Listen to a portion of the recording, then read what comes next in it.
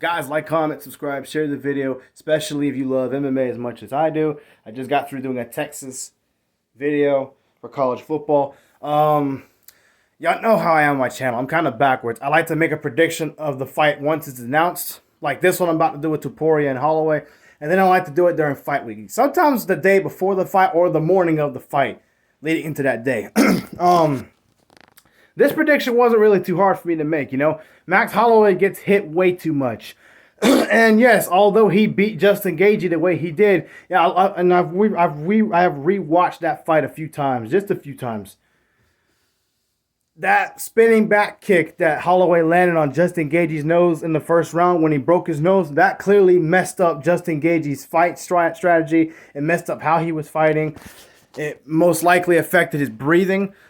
I don't know how a broken nose affects you. I never really had it broken, but it clearly messed up his fighting. Now, again, I'm not saying Justin Gaethje would have won that fight if he didn't land that kick, or I'm not trying to call it lucky. But the fact that that thing landed as perfectly as it did and did as much damage as it did to Justin Gaethje, I doubt he's going to get that lucky again with Ilia Topuria.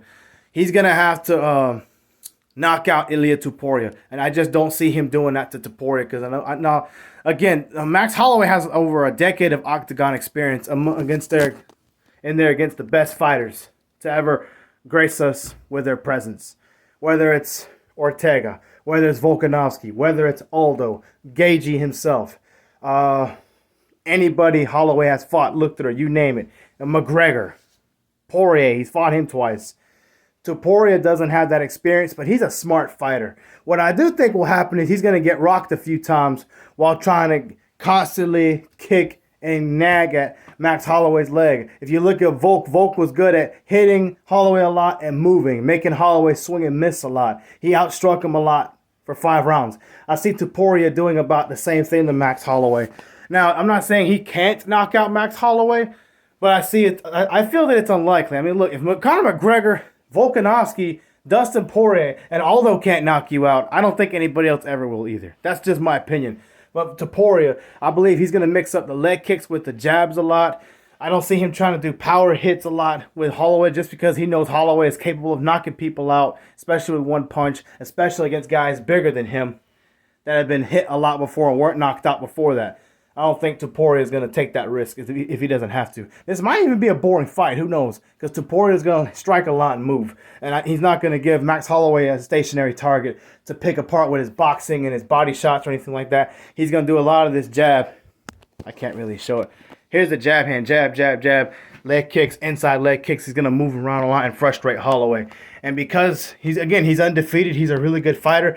That tells me everything I need to know. He's always looking for ways in the back of his head not to lose. He's not going to overextend himself and put himself in harm's way.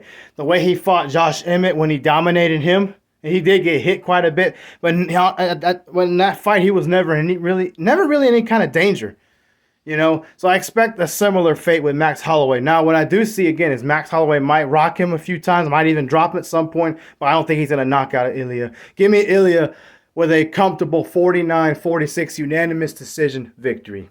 I think Topuria might get dropped a time or two, but he'll be able to stand back up or he'll be able to close guard and keep Holloway from finishing him off.